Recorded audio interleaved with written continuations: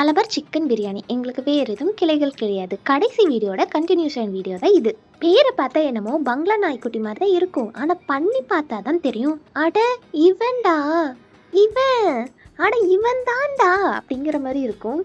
செஞ்சு பார்த்துட்டு அந்த இவன் எவங்கிறத மறக்காம கமெண்ட் பண்ணுங்க. தம் போட தெரியாம டம்மு டும்முன்னு அடி வாங்கின கதை உங்களுக்கு யாருக்காவது தெரியுமா? நான் சொல்கிறேன் இப்போ. ஆக்சுவலாக இந்த மலபார் சிக்கன் பிரியாணி அப்படிங்கிறது கீ ரைஸையும் இந்த மசாலாவையும் ரெடி பண்ணி அதுக்கு ஒரு சில டாப்பிங்ஸ் மலை சாரல்கள் மாதிரி மேலே தூவி விட்டு இதை ஒரு லேயர் மாதிரி ஃபார்ம் பண்ணுவாங்க.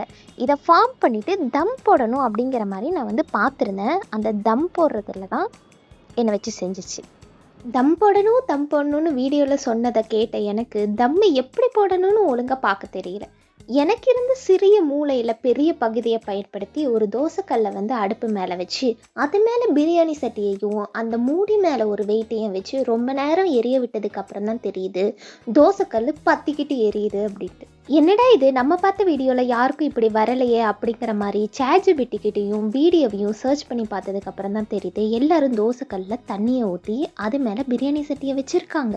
ஓமே காட், அப்புறம் என்ன பண்ணுறது, அறியா குழந்தை சிறிய தவறு ஒன்று பண்ணிட்டேன், என்னை மன்னிச்சிருங்க அப்படின்னு சொல்லி எங்கள் அம்மா காலில் சாஸ்டாங்கமாக உழுந்து. அறிவே இல்லடி பாப்பா அப்படின்னு எங்கள் அம்மா நார்மலாக சொல்கிறத இன்னைக்கு அழகான நல்ல தூய தமிழில் 2 வார்த்தை சொல்லி திட்டி முடிச்சுட்டு அதுக்கப்புறம் சமாதானம் ஆயிட்டாங்க. அப்புறம் என்ன கடைசியாக பாத்திரத்தை எடுத்து சாப்பாடு தட்டில் வச்சு பார்த்தா எடுத்து சாப்பிட்டா அமிர்தமா இருந்துச்சு. கண்டிப்பா நீங்களும் ஒரு வாட்டி ட்ரை பண்ணி பாருங்க. சேனல் பிடிச்சிருந்தா மறக்காம சப்ஸ்கிரைப் பண்ணிக்கோங்க.